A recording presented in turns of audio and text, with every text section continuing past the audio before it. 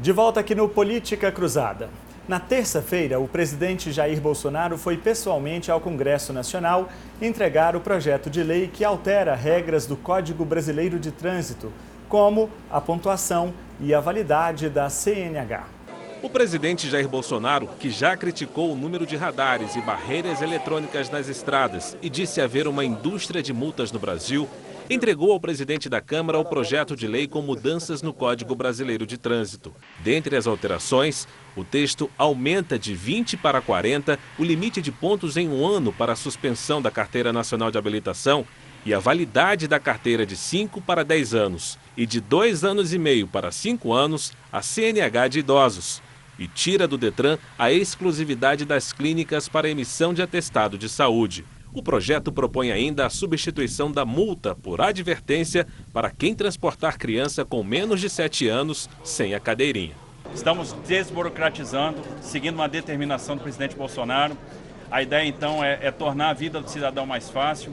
O sinal verde para o projeto entrar em vigor vai depender do Congresso Nacional. Primeiro, o texto será analisado por comissões temáticas da Câmara e só depois segue para o plenário, onde precisa de maioria simples para ser aprovado. Em seguida, uma nova discussão acontece no Senado Federal e esse trâmite todo não tem prazo para ser concluído. Nós temos uma pauta extensa de agendas de mudanças macroeconômicas que nós estamos tocando, como a Previdência, daqui a pouco a tributária, mas também essa agenda que atinge diretamente o dia a dia do trabalhador brasileiro, também é importante que faça parte da nossa pauta. O presidente diz que as propostas têm a ver com a economia e com quem vive do trânsito, como motoristas profissionais. É um projeto que parece que é simples, mas atinge todo o Brasil. Parte desse projeto veio de ideias do próprio presidente da Câmara. Nós tiramos do Detran a exclusividade nas clínicas para emitir o atestado de saúde para a carteira de motorista. Qualquer um médico pode conceder isso aí. Tá aí então o gesto do presidente da República nesta semana, que repercutiu bastante. Doutor Luciano, eu quero saber o seguinte: qual é a filosofia das multas de trânsito? Porque o presidente fala e dá acenos já várias vezes do que ele chama de indústria da multa. Fez críticas contundentes à existência e à quantidade dos radares pelo país e agora faz aí esse aceno com relação ao Código de Trânsito brasileiro. O senhor, como ali operador dessas leis de trânsito, lida com isso todo dia. Qual é a ótica do senhor sobre isso? O principal caráter da pena de multa é o efeito pedagógico, para que o infrator não volte a delinquir, não volte a praticar a infração de trânsito.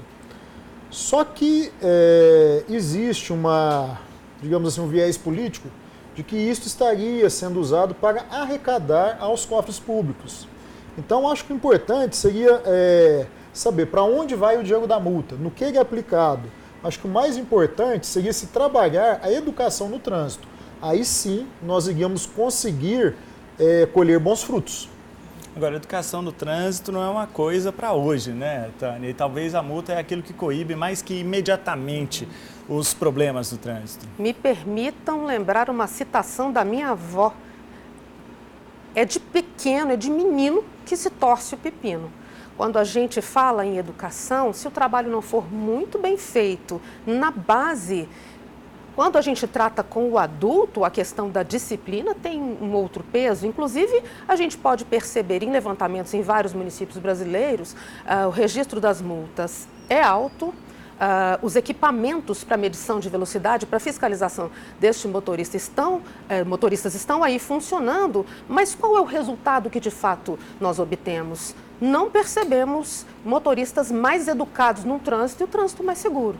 Doutor, e as reincidências? Porque partindo do princípio que a multa é uma questão pedagógica, eu quero imaginar que o infrator, quando comete uma infração de trânsito dessa, o motorista, ele não vai repetir. Isso acontece? Acontece e com uma frequência maior do que aquela que a gente espera ver. Eu já tive casos de condutores, infratores, presos pela terceira, quarta vez por embriaguez ao volante. E que não é uma multinha barata, não, né? É uma multa que chega próximo aos R$3.000. Então, foi isso que a Tânia muito bem disse. parece que a multa só não está sendo suficiente.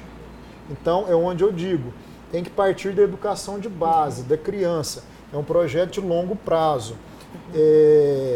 Então, nós teríamos que achar um meio termo, uma solução para a educação do brasileiro ao trânsito, para que as nossas estradas não sejam palco de carnificinas. E quando a gente pensa e volta nesse ponto tão importante que é a educação, o que seria, na opinião do senhor, uma medida eficaz? Porque algumas pessoas já me abordaram no exercício desses 26 anos de jornalismo, cobrindo o trânsito, né? Foram inúmeras reportagens a respeito, dizendo o seguinte, que trânsito deveria ser disciplina na escola, deveria ser compromisso das famílias. Eu, quando levo meu filho à escola e vejo os pais parados em fila dupla na escola, eu digo, João, isso não pode ser feito, isso está errado.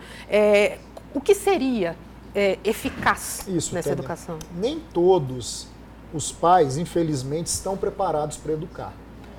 A questão do trânsito deve vir da educação básica, da educação fundamental. Mas muito interessante também é o imediatismo entre a prática da infração e a reprimenda. É o que a gente vê que hoje, no Detran, na Justiça, a gente não tem, infelizmente, pelo volume de casos e digamos assim, eu costumo dizer o seguinte, o serviço público ele é sempre aquém da demanda.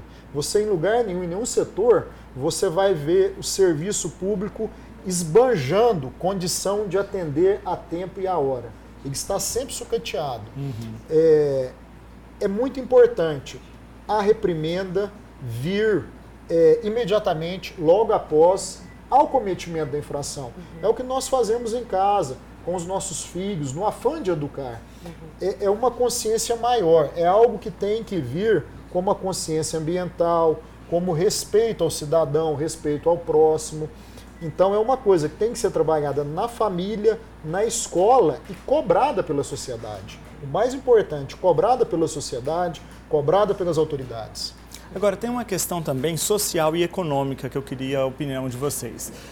Se a gente pegar a multa gravíssima, que muitas das infrações estão ali nesse guarda-chuva da gravíssima, a gente tem ali mais ou menos a maior parte R$ 293, quase R$ 300. Claro que isso para um trabalhador comum, que ganha até 2 salários mínimos, vamos colocar aqui, é um valor extremamente pesado no orçamento da família. Mas se a gente colocar isso para um empresário, para alguém com poder aquisitivo muito mais alto, isso não representa quase nada. Quer dizer, a multa educa o pobre e o rico não é educado por ela? Então, a grande verdade é essa. A que está se prestando a multa? Ela está tendo caráter pedagógico, como ela está sendo aplicada ou não? E a questão social pode realmente sim interferir, porque o cidadão que tem um poder aquisitivo alto, aquilo não vai representar quase nada para ele. Daí que vem essa questão do processo administrativo para suspensão de CNH. Aí sim, nesse caso, digamos, estaríamos igualando o rico e o pobre. Os dois teriam o seu direito de dirigir suspenso. Com relação a um prazo maior de validade da carteira da renovação, qual a posição do senhor? Então, Tânia, eu acredito que deve ser analisado caso a caso. Todos nós já passamos por esse exame de renovação de habilitação.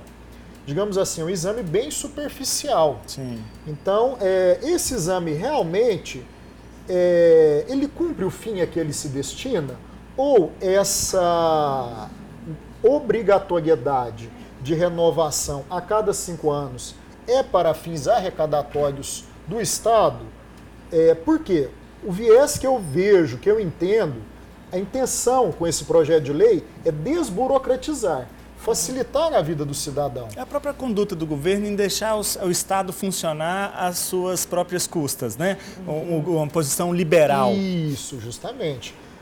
Só que a gente deve analisar isso. Vamos analisar no contexto médico desse condutor. Esse condutor goza de uma boa saúde? Ele tem históricos de doença? Ou ele tem histórico de doença que o incapacite à condução de veículo automotor? Então, eu acredito que essa questão poderia ser personalizada. O médico vai atender, vai fazer o exame e falar, esse cidadão tem uma doença, ele tem uma limitação que exige que a habilitação dele seja revista a cada 2, 3 ou anualmente. Então, assim, se o cidadão... O senhor defende uma coisa mais específica. Mais específica, justamente. Porque a regra geral vai colocar todos no mesmo patamar. E nós sabemos que nem todos nós estamos no mesmo patamar. Então, digamos assim, a questão discriminatória não passaria a ser apenas a idade do condutor, mas sim o histórico de saúde daquele condutor. Danilo, já há inclusive uma pré-reação das clínicas credenciadas também sim, com relação a essa... Nós vamos falar disso já, Tânia. O Flávio, inclusive, preparou uma reportagem para abordar esse assunto, mas antes eu queria colocar aqui um outro tempero nessa conversa, porque o presidente da República deu várias declarações dizendo o seguinte: 20 pontos é muito pouco. Muitas pessoas, e veja, o ano passado, eu disse aqui no início do programa, foram 43 mil pessoas em Minas Gerais tiveram processo administrativo aberto por conta do excesso de 20 pontos. E aí eu trouxe aqui alguns exemplos para a gente ter uma ideia de como que funciona a aplicação das multas. O que é considerado leve, grave, gravíssima, média, a gente vai ver agora aí na tela. São as pontuações e as principais penalidades de cada infração. Leves, aquelas de 3 pontos, a multa é R$ 88,38. Situações como parar sobre a faixa de pedestres, buzinar em locais e horários proibidos ou dirigir sem documentos obrigatórios. Multas médias, infrações médias, 4 pontos na carteira de habilitação, R$ 130,16 é o valor da multa. Exemplos de infrações consideradas médias: estacionar em locais proibidos, dirigir com calçados proibidos, chinelos, faróis desligados em rodovias. As infrações graves são 5 pontos, tem valor de R$ 195,23. Situações como estacionar em calçada, deixar de usar o cinto de segurança ou trafegar com som alto. E as gravíssimas, 7 pontos, e aí a multa pode chegar até R$ 17.608,20. Isso por causa da reincidência e do tipo da penalidade. Algumas delas são dirigir sem a CNH, que passa dos R$ 800, ultrapassagens proibidas, que chega a quase R$ 1.500, e avançar o sinal vermelho, que é quase R$ 300. E tem uma outra categoria que é chamada de autossuspensivas, aquelas que imediatamente a carteira de habilitação já é recolhida, é suspensa, para aí sim a pessoa defender dentro de um processo administrativo. A multa, nesses casos, é de R$ 5.869, pode chegar até esse valor também dependendo do caso e da reincidência. Situações como dirigir alcoolizado, disputar corridas em via pública e obstruir via sem autorização. Eu queria saber a opinião aqui do Dr. Luciano, aqui na delegacia de Uberlândia. Qual é essa realidade? Nós falamos em 43 mil processos administrativos no estado. E em Uberlândia, são quantos? Hoje nós temos a instaurar aproximadamente 15 mil processos administrativos. 15 mil. Porque nós somos a segunda maior cidade do estado, a segunda maior frota, o segundo maior número de condutores. Essa questão da mudança da pontuação, de uma certa maneira, a minha ótica eu vejo positiva. Porque é aquilo que eu disse, entre o imediatismo, entre o cometimento da infração e a aplicação da penalidade. Porque hoje, dado ao volume de processos e a absoluta carência de servidores, nós não conseguimos dar vazão nesses processos.